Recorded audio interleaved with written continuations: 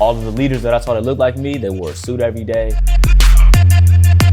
They walk through with this boss mindset, this boss attitude. How can I help to tell the true story of who I am, who our community actually is? Yeah. Because what I see from people that don't look like me and how they're telling it, it's not true. How's it going, guys? Welcome to another episode of Secrets of Silent Success. Today we have the one and only Ne Andre Broussard. How you doing today, brother? I'm well, Micah. How are you today? Doing great, doing great. You cool? We jump right into it? Absolutely. All right. So it's the awesome founder of Black Menswear. You got the flash mob. You got all of this amazing stuff going on around this iconic brand. I want to talk to me. How did you build this brand? Kind of take me through that journey.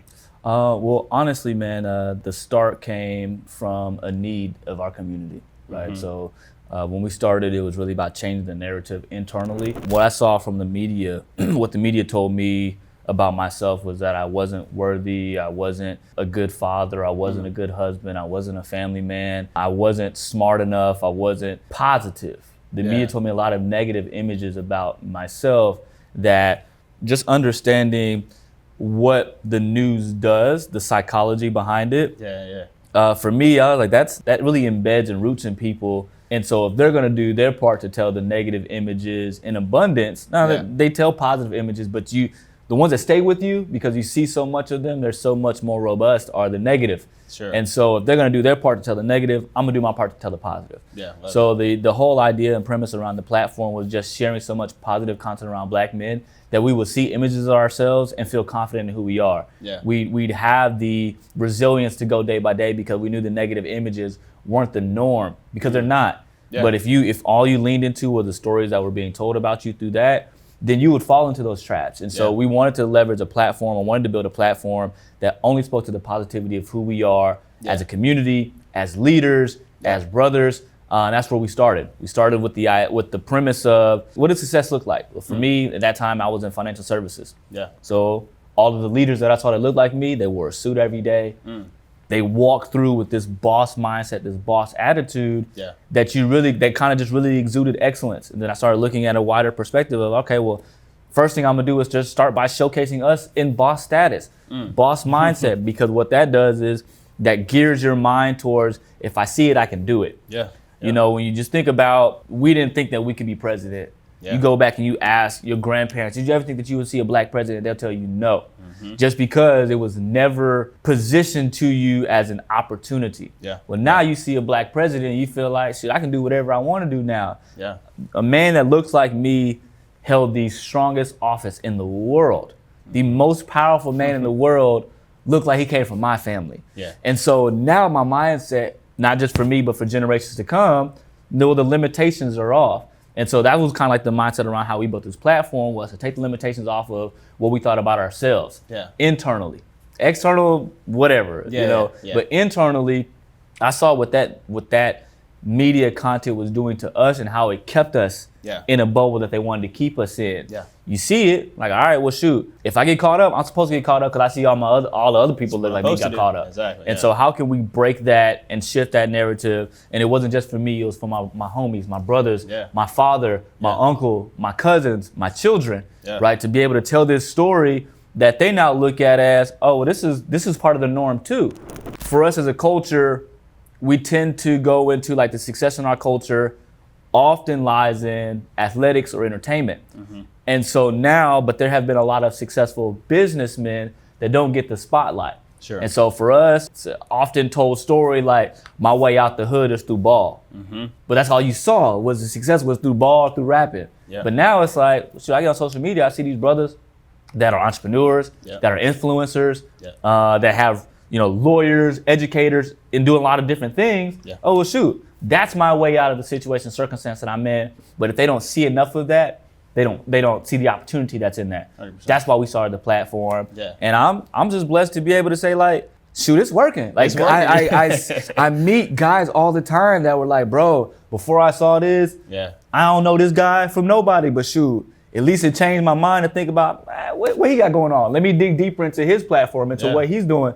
And then shoot, I found out this dude from the same area I'm from. And now like the whole mindset around where we can go, the opportunities is different. And so that's the root of it, man. And I'm just grateful that God put this vision in me. And it has allowed me to take these steps along the way. We've pivoted, we've made changes, we've grown, we've expanded. But the root of it was all about how can I help to tell the true story of who I am and who our community actually is? Because what I see from people that don't look like me and how they're telling it, it's not true. No, I love all of that. I love all of that. And hearing like, hey, this started as an internal initiative, right? We got to change the dialogue internally, right? Because what's coming from the outside is not true and it's not encompassing the masses, right? We're stereotyping, we're typecasting, right? We want to tell the true story internally. Now, I want to take a pivot and talk about the story externally because you guys have been the king of brand deals and these partnerships, but that's all external media with oftentimes the brands and people at those tables that don't look like us, right? And so what are those conversations like when it's like, okay, we are gonna do a partnership with Ciroc or Wayfair or Frito-Lay, right? All the stuff that you guys are doing with BMW Digital. What are those conversations like to say, hey, we're gonna portray this brand, our image, our people in this light? I mean, honestly, so whenever we have a conversation with the brands, we always want to understand like, all right, what's the true win for you here, right? Like not, we turn down a lot of people that are like, hey, we want y'all to do a flash mob. For what? You know what I mean? Like, what is it? Because for us, the flash mob is an organic brotherhood experience. It's not a brand experience. It's not we want to have a table here and people can come and pick up products. It's like, that's not what the flash mob is.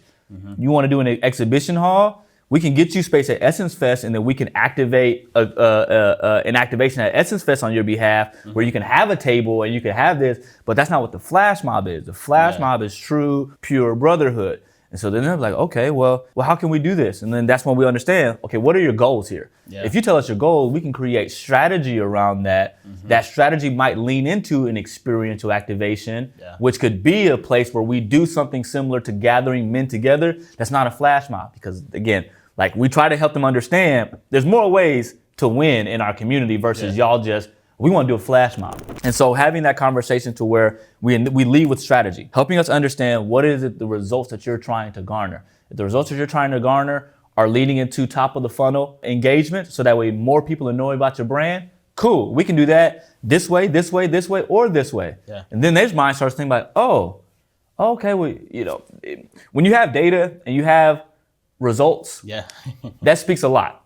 So now that we've been on this, having this agency for the last, going into our 4th year on the agency, the results and the data help us to say, I know what you think you want, but let me show you how a partner like a Brown-Forman who came to us and said, we want to make the Kentucky Derby a more inclusive experience. How would y'all do it? And we say, all right, Woodford Reserve, what we would do is we would host an event that leans into Black excellence and Black expression. Do research on that. We find out that 13 of the first 15 jockeys that won the Kentucky Derby look like me. So for us, as now this event that has 150,000 people, and man, it was an amazing sight to see. You look around and it's like, man, it might only be 500 Black people here with 150,000 people. That number might be a little low, right? It might be a little bit more than that, but it's just so many people you see. But what we're trying to tell this story around is this event is inclusive. Now let's celebrate the excellence that we have as a part of this story. Now, what that does for us is now we're saying, all right, well, shoot, Woodford is celebrating the Blackness of the Derby. And then we go interactive with that. So we say, all right, so we're going to celebrate that. That's going to be the crux of the event series that we do. So then we do a mini tour. We do a tour that highlights, and we talk to them about like, well, what's the biggest thing about Derby? They say food, fashion, and drinks. So, all right, cool. If that's the breakdown of the importance of Derby, well, we're going to take those 3 pillars and develop a Black expression tour around that leans into helping people understand the culinary experience that goes with Woodford Reserve. We're going to help people understand the fashion around the Kentucky Derby. We're going to help people understand the mixology around the drinks that you're going to make for your own Kentucky Derby party. So we make it an organic experience that now they're getting that top of the funnel. We're able to garner over 30 million impressions organically for them in 4 cities with an event that only had an attendance of 400 people. Right?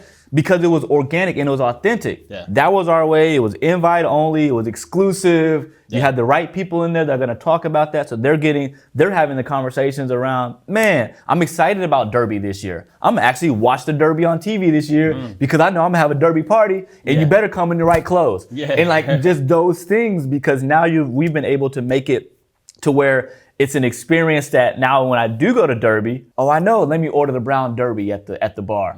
Let me order the Derby, the Spire with Woodford. Yeah. Because I went to this experience and they helped me to educate and feel a little bit better about when I go into this space. Shoot, I'm here with everybody. Yeah. I know exactly what they're talking about. Yeah. And so for us, the idea around it wasn't let's do something that is a flash mob. Our idea was, let's curate an experience that ingrains this brand with this community and really shows this community that you give a dang, right? If we would have just went into it like, hey, we're doing a party for Kentucky Derby, could it have gone well? Probably, because we're Black Menswear, right? Just to be honest, right? Everything we touch, But the educational experience that now these people are having relationships with this brand. There you go. I got homies calling me and say, hey, bro, I went to the bar today. Guess what I ordered? I got the old fashioned with Woodford because I learned it at the event that y'all had. Yeah. Right? And so just those subtle things to now that brand has that brand equity. Yeah. But it goes to their experience wasn't Woodford Reserve pandered to me. Their experience was like, yo, I went to this event and I learned a lot. Yeah. And I had a great time and I felt empowered because now I'm looking at all of the imagery in this building are Black jockeys. So now my experience is, oh man, like, horse racing is cool. The Derby is an event that now I want to go to. And like all of these other things that they're now able to learn organically and authentically, which then for us, it helps us to take our audience to another level. Our entire desire for our community is to be where you're supposed to be at. And if you don't feel like you're welcome there, how can we make you feel welcome there? You go into the bank with a suit on, you know you're going to get the loan. Right? That's that mindset versus you go in there, you don't look the part. Damn, now I got to come over all these hurdles and, well, they ain't accept me the way. Play the game, bro. You got to wear the uniform. Play the game. You got to wear the uniform. Play the game. And so, like, that's how we have the conversation with our brand partners. Help us understand what it is you're really trying to get to. And then where we are phenomenal as at top of the funnel. We can get people talking about your brand. We do a lot with measuring net sentiment. Which focuses on, if we take a look at your social conversation, how positive versus how negative is it?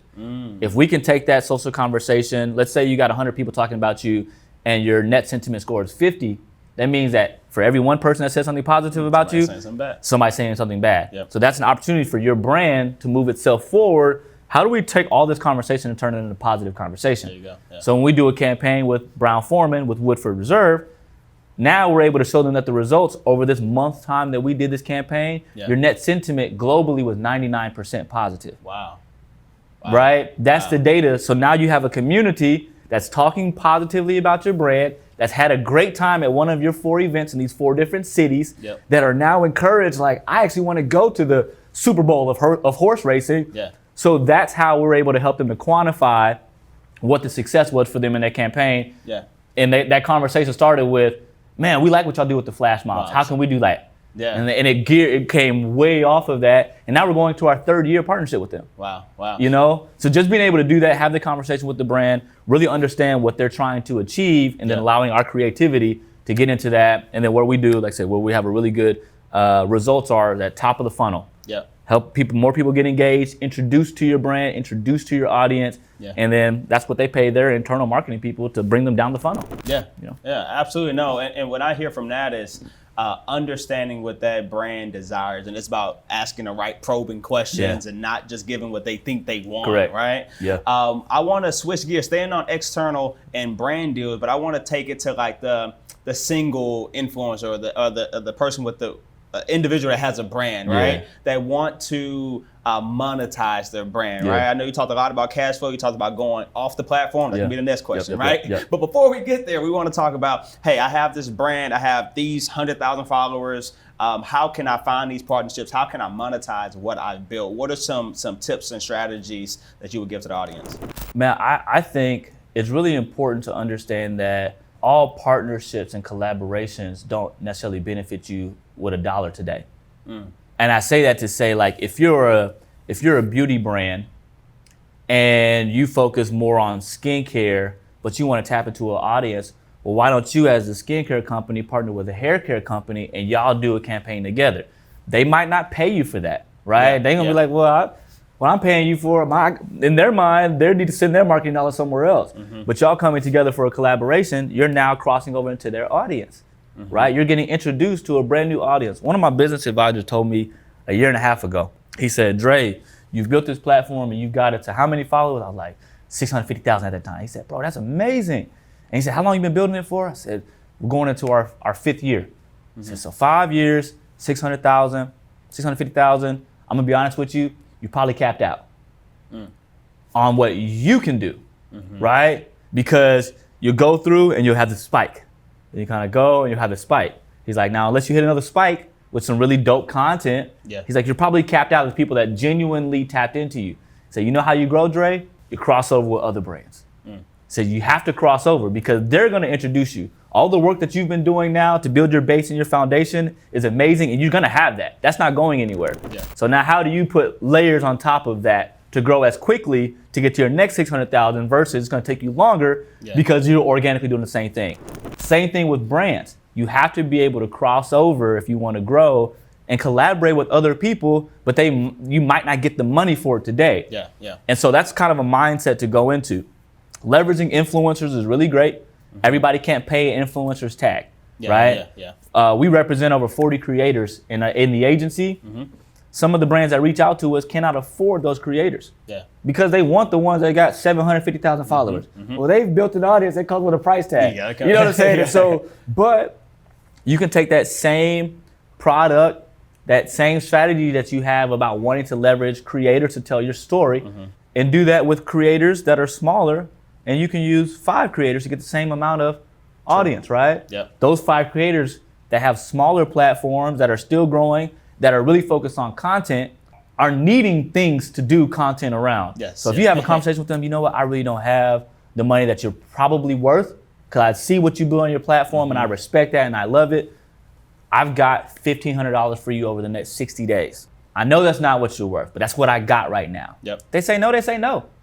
But you lead out the gate, and then from there, you can probably get, like say 4 or 5 that you now have a 60-day campaign with. You're giving them new products, you're having them do it authentically and organically. I think that's one thing too. Too many times a brand will try to work with the creator and try to tell them what to create. They're the creator. You know what I'm saying? Let them do it authentically and organically. Of course, you have them submit to you like campaign ideas. But from there, let them do what their audience taps into them for. So if their audience taps into them for, you know, you've got parents, and the parents, you know, they talk about their life as parents and these kind of things. That you going back to this kind of this beauty of this grooming. Well, from there, instead of them talking about, oh my gosh, I love this product, buy the product, you need to have them talk about, as a parent, every day I wake up and I really kind of feel like my skin is like really dried out and things like that. So at the end of the day, let me show you what I use.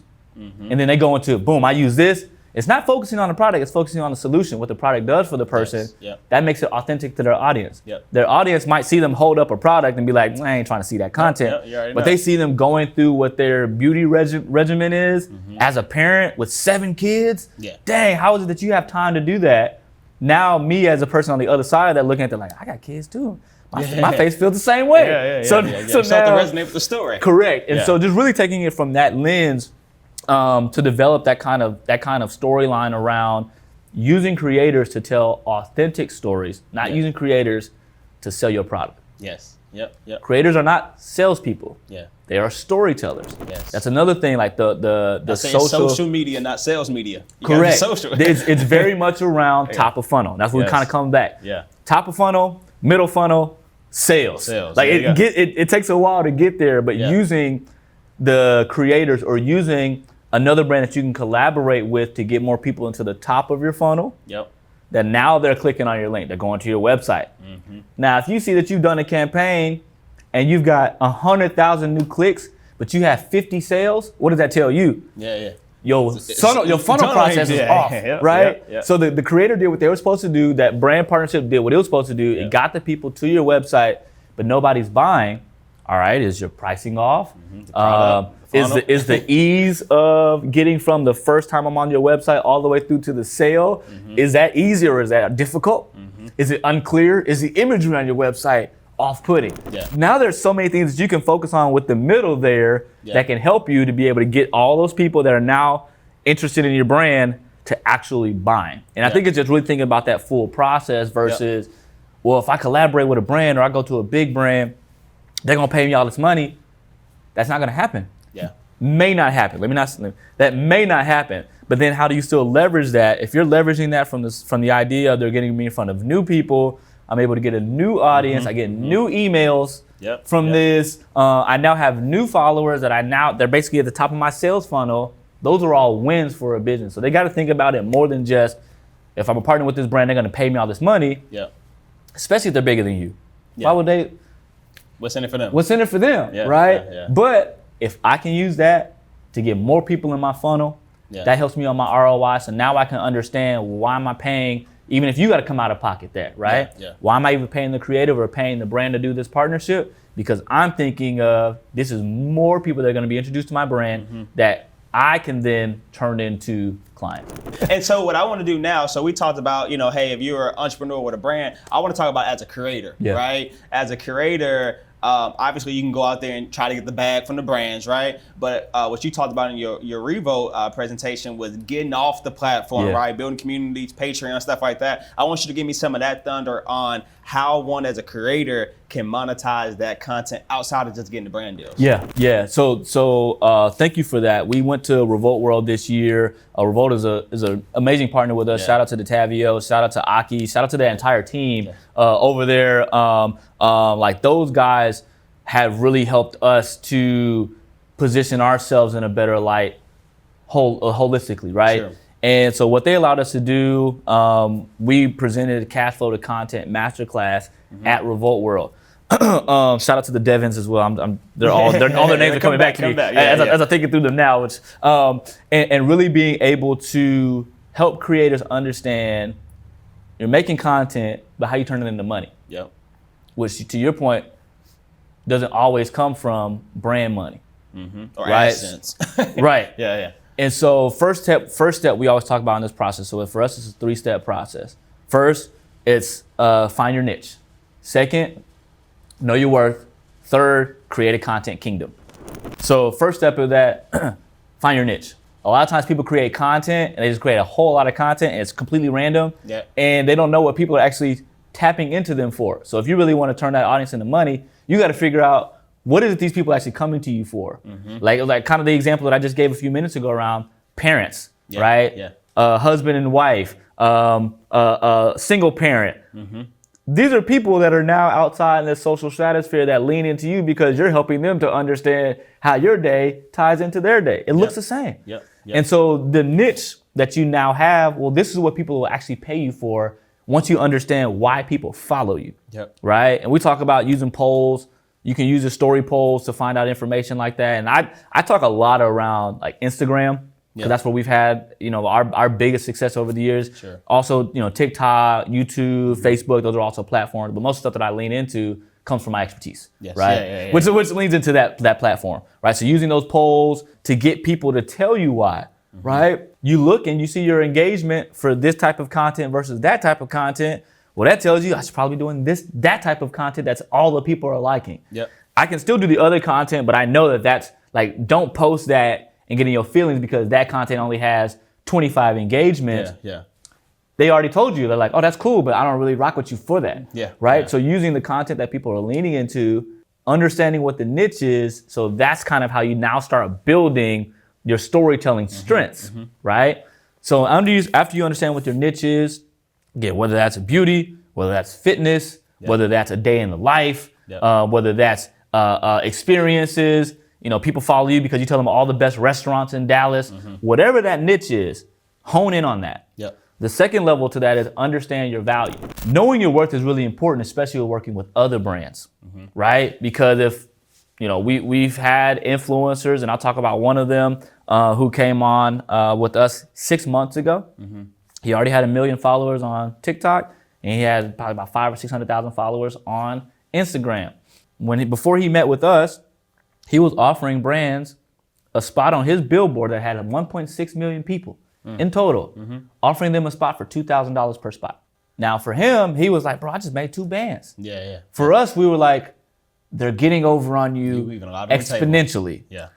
So with that, but him, it's in it just because he didn't know, right? He didn't think to do the research and understand, well, shoot. And you can honestly go on social media right now, ask an AI platform, whether it's Notion, ChatGPT. If I have X amount of followers and my current engagement rate is this, what should be my average rate per post? And it will tell you. Yeah. We showed him that, and we actually built it. We built it around that. It's like, okay, hold on. When you got somebody, XYZ brand is reaching out to you, you know that they're a Fortune 100 company, right? He's like, yeah. And we're like, all right, we'll be back. We came back to him with 3 posts for $45,000. Wow. And he was like, wait, what? And I think it was actually 1 post and 2 stories. And so that changed his whole mindset around, oh shoot, but he didn't know his worth. He didn't know the value of, we told him, we said, bro, you've done an amazing job to build, your platform is bigger than the brand that's reaching out to you. Yeah. Now they may have better revenue than you, but their platform is smaller than yours. They're using your platform instead of their own channels to tap into your audience because your audience is bigger than theirs. Imagine Super Bowl ads, bro. This is one time of year. They're getting this 1 spot. They're paying buku dollars millions for because 30 you seconds. have so many people that are watching. You got to think about your platform in the same way. So if you have 100,000 followers, you shouldn't be charging the same as if you have 750,000 followers. And you can't, right? People are getting more access. Their top of the funnel is getting a lot more activity now than they were before. So understanding that worth helps you to then charge the right prices. Now, that's focusing more on brand deals, brand partnerships. The third layer in that is, well, if you want to say, forget the brand partnerships, I don't need them. They're good as they come. But how can I monetize my platform without that? That's where this whole content kingdom comes into place, right? Build your own content kingdom. So take the content that you're building now and you give people a surface level on your social. You give them the real information in your content kingdom. Right? So you see on social, and my boy, I love my guy, Not Carlton Banks. He's a hilarious comedian, based here out of Dallas. He just flipping his audience now to his Patreon channel. So Carlton's been building for years. And Carlton really thought about this because Carlton lost 1 million followers overnight. Wow. Instagram, this was when there was a really big time where like this was like start of the real movement. To where he's like putting all this music on there that wasn't tagged music. So he got hit with copyright. They took his whole page. Wow. But it was naive. It wasn't, for him, it wasn't malicious. He was like, whoa, I didn't know about all of this. Lost 1 million followers overnight. Wow. So he built another page, 404, I think now he's at 450,000 followers over the last 24 months. Wow. Still trying to find that audience that he lost in the first time around. But now what he did, he started his own content channel because all his money was coming from his platform. People paying him to put their picture on his platform and having to talk about their brands. He said, man, I can't rely on that no more because if this happens to me again, I'm asked out twice. Right? Fool me once, shame on you. Fool me twice, that's my fault. And so now he's leveraging Patreon to where you'll see the teasers for his own content that he's building now because people love, he's a comedian. Now he's developing his own content series. Well, just like you buy HBO Max subscription, you have a Netflix subscription, you now have a Carlton Patreon subscription. So you get my teaser content here, but if you want to watch, well, you really tap into me, you want to watch, you pay $10 a month, and I'm building content on here every single day. Every day, We have other creators that are, again, talking about beauty, talking about education, fitness.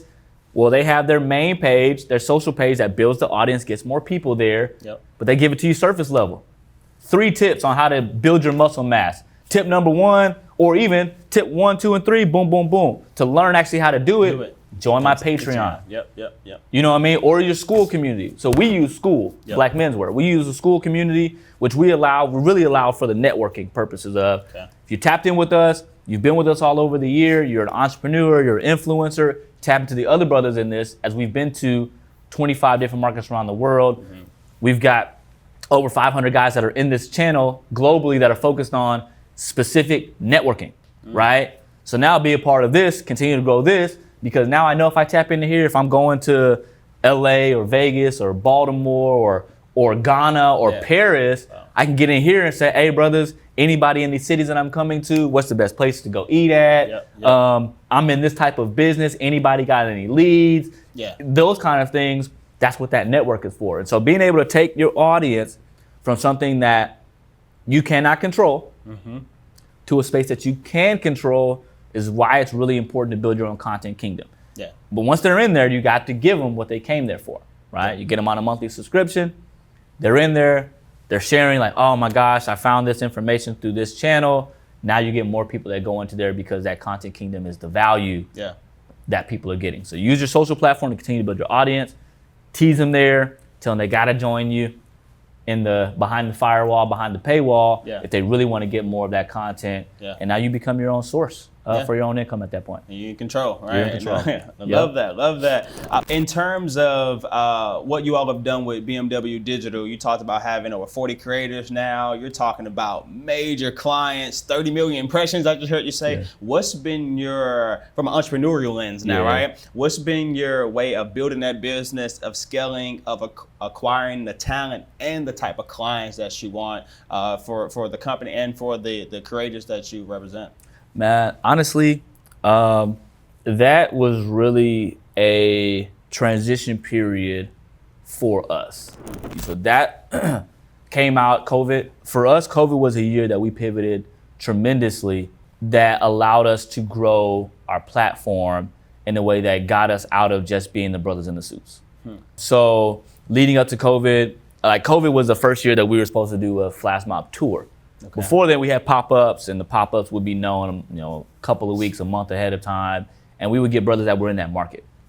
Going into COVID, we built out a 10-city tour. First stop of that tour was Charlotte. We did Charlotte in February. We had the next one in March. Well, 2 weeks after Charlotte happened, the world shut down. And so for us, it was like, well, dang, what do we do now? Because where we're built, like what we're big on is these flash mob tours. Like these people are registered because they want to come and experience the brotherhood, the community service, and the networking and the social to have a great time. But that allowed us to sit back and think about, all right, what is our audience actually wanting and needing from us? Then we look at our audience from different spaces. Because the beautiful thing about the flash mob movement, it allowed us to tap into the top Black creators, your celebrities, your entertainers that rock with culture. You know what I'm saying? Because they're tapping into us and following us and commenting to us and DMing us, and we're having these conversations because of what we do, right? How we're pushing the culture forward and these things. And so we thought about it, it's like, all right, well, what all does everybody need? Not just our consumers that are coming to the flash mob, but what all does everybody need? That's when we start thinking about our content creators that were coming to the flash mobs. Bro, we go to LA and it's like, wow, like y'all really rock with us. That was the first time we did a big flash mob in LA. It was one of the moments where it was like, oh, this is different. This is different. And it is different from a space like these dudes are the same vibe that if we did it in Houston. But these dudes are worth millions of dollars, have millions of followers, have all kind of contacts in their phone. Like they can hit everywhere. But for them, it's the same. They're like, bro, this is brotherhood. This is my tribe. I'm in Hollywood, but I ain't a Hollywood nigga. Like I'm a regular person. So being able to come to something where it just allows me to be me. So then we thought about, okay, how can we help them? Then we finding out that they not getting paid the same amount for brand deals that non-Black creators were. So at this time, my business partner worked for in an ad agency. And so he's seeing deals come across the table and seeing what we're paying out. He's like, but it's crazy. Same deals, it's like 30% disparity. Same deals, same amount of followers. Our engagement's gonna be higher because culturally, we lead the culture. And so understanding that, then it became okay, well, how do we help those individuals, right? How can we help them make more money? How can we help them have equity in this space that we see is growing, right? So that was 2020, 2021, when we, this idea around the agency really started brewing. Then we started leaning into, well, we can't go to do the flash mobs in person, but what we can do, we can have conversations with guys online. That started the idea around the podcast. So we started IG Live just like everybody else started IG Live. But the thing is, like, we were able to have IG Lives with JB Smooth, Avant, Ryan Clark, because dudes was like, they at the crib. Bro, what time you want to get on? Yeah. But we leverage that. We leverage that and turn that into our podcast. That is now on the Revolt Podcast Network. Like that came out of that year, the pivot. But what that allowed us to do was tell these stories of successful Black men and how they got to where they are that aren't being told on other mainstream platforms. So we're using our platform to help tell those stories, because for us, that's motivating the members that are in our audience. That's motivating them to understand, like, dang, I didn't know JB Smooth went through that when he first got into comedy.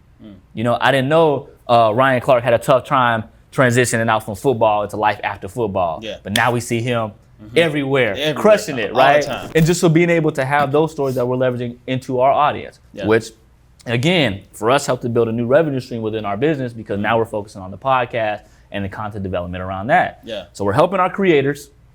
We're telling stories. We're helping ourselves from the storytelling component, which then allows those entertainers and celebrities to have their true story told out to audiences that's inspiring our individuals.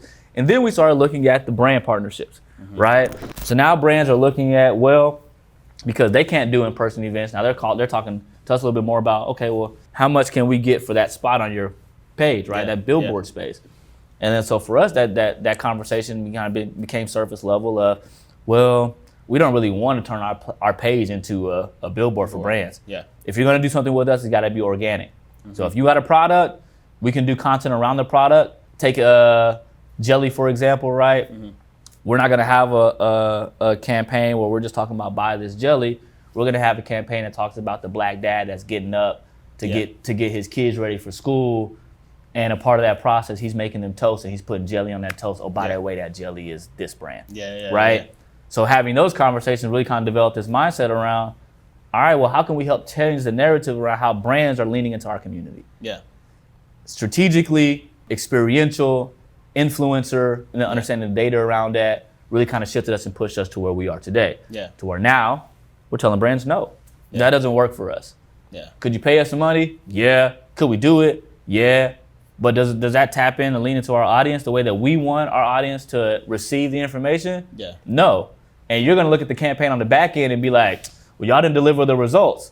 Because it's not authentic, right? Not aligned with what we do. We're not going to take this L just to take this check. For us, it's going to be about, all right, and God always has a ram in the bush.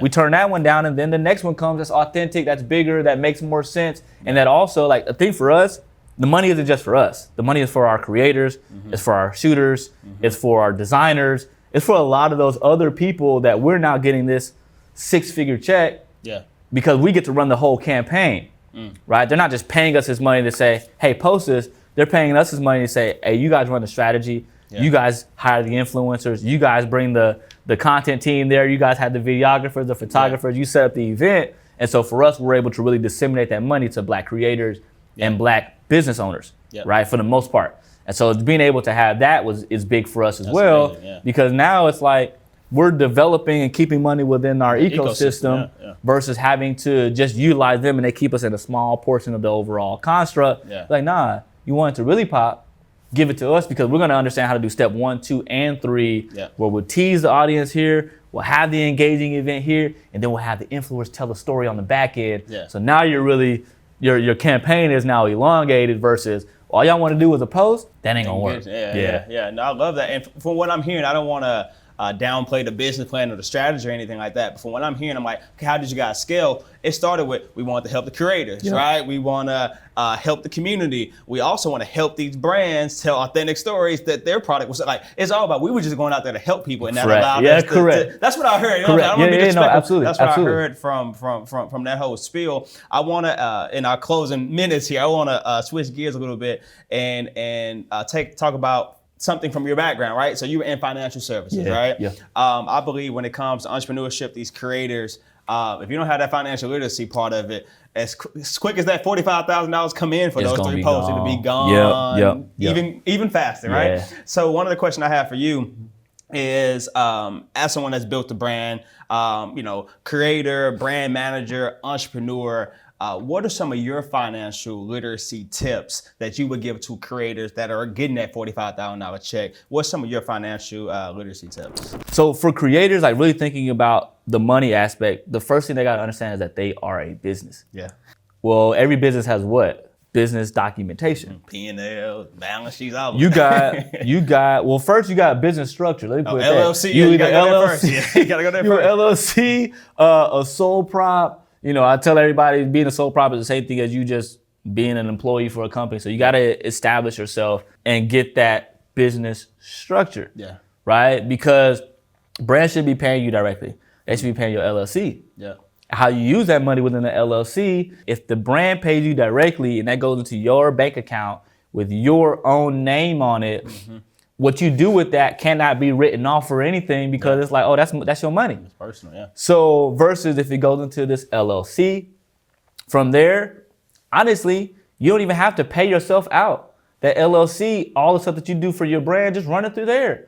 As you go get your haircuts, well, that's grooming that goes into you having a photo shoot that your LLC, that's what it's booked for. Yeah. So all that prep work that goes into there is a part of that process. You can write that stuff off. Yeah. Like really understanding like how to structure your business is first thing. Now the second aspect of that, now you have the business structure, you gotta go get the business bank accounts. Yeah. Really using stuff like, you know, this isn't a ad drop, but like I use QuickBooks. Yeah. For a lot of stuff because it helps keep things like really simple. And so going into there, you pay a few bucks a month to now have your P&L report. So I can see like where we're trending year over year. You've got your balance sheet is on there. So you can see again, like what do I really have versus dang, I got a lot of money going out and not a lot coming in. And so being able to have those tools that help you understand your business a little bit more. I'm really big business credit. Using that and understanding that, having that, because you find yourself in a bind. Well, if you got business credit, you're able to utilize that to help you to get through. Also, a lot of creators are on what we call net payment systems. So you might do a campaign today, but you're not paid till 60 days after the campaign is finished. So I might sign a contract today. My content might not be due for 6 weeks. And then I don't get paid for 60 days after that. Could be. So that's over 3 months of not having this money. But if you have business credit, it can help you float in that process and that time, but then make sure you pay that off, right? Also, like I'm really big on insurance, life insurance. That's the world that I was in. Having life insurance, because it's very important to have life insurance that helps you while you're alive. So not death burial insurance. I'm talking about like cash value life insurance. People think differently about it. Like, well, I put my money in a term policy and invest the difference and put it in the market. Cool, you can do that too. But what I like is having this consistency because your cash value policy, you can now leverage the money in there if you need to. So you also got another resource you can tap into based off of the money that you have additionally in this policy. But if you get sick along the way, having a life insurance policy with living benefits to where if I get sick, I now have a place I can, again, accelerate some of this policy to help me to keep my business going, right? And this isn't just for creators, this is for any business owner. I'm big on permanent life insurance that you can utilize if you get sick and for cash value, but then also help with the succession plan on if something happens to you, right? But it's that all that kind of also comes back to structure. Team, man, it is extremely important to get a team. Extremely important. Whether you have a manager, whether you have a go-to shooter, whether you have an assistant, a virtual assistant that can help you with the emails, because what we see with a lot of creatives, they focus on everything themselves, they do it all themselves, and they get swamped. Myself included when we started this business. I mean, swamped. Having like panic attacks, not knowing how I'm gonna handle everything, like literally sitting there and my heart is racing. Cause I'm sitting there looking at this, oh shit, okay. And like, it's everything. Everything, right? So being able to have a team that can help to balance this out. And the team don't have to be expensive. Starting out, it really doesn't. Using systems. Systems are extremely important. SOPs. Man, and like, and technologies that can help you from stuff like we use Notion for note taking. Notion also has built-in AI. So it helps us to we have ideas, we can put ideas on the paper. AI will help us to kind of flow through the ideas. And then we have this process that'll be the meat of it. It's gonna take you a while. Shoot, AI can help me get through this process to kind of formulate some of this stuff. And then now here we come with all the creativity that we have because it's kind of helped us push us along. Utilize systems like that. Obviously we talked about financial systems, the tax systems, those kind of things like QuickBooks and those things, to have those systems in place. Using like, if you're communicating with multiple people, stuff like Slack, where you can have all these communications in one spot, all the documents in one spot, your CRM. We use HubSpot, MailChimp. There's different things that help to keep you in line. Yeah. Because it can get overwhelming quickly, especially if you're a successful creator, right? And I say successful like you're doing multiple deals a month, you have multiple touch points, you're getting invited, and so not only you're doing your own content, but you're going to events. Now you have to do recapping, content on those kind of things. Like you have a lot of different contracts out there. So what helps you to keep all of that in front of you, utilizing your systems, but like you really have to think about yourself as a business, not as a individual creator. Business, man. And then, like another thing with that too, just to give them as much as I can from that perspective. That team is crucial. And like, let's say as a creator, because we've seen this too, your first deal comes through $15,000, right? They want you to do 2 pieces of content, $15,000. So you're like, oh shit, that's $7,500 per a post. Dang, I'm winning. So you take all the money yourself and you produce very poor content. Is that brand gonna come back to you again? They're gonna be like, it wasn't up to what we thought the standard of what it was going to be. Instead, you take that $15,000.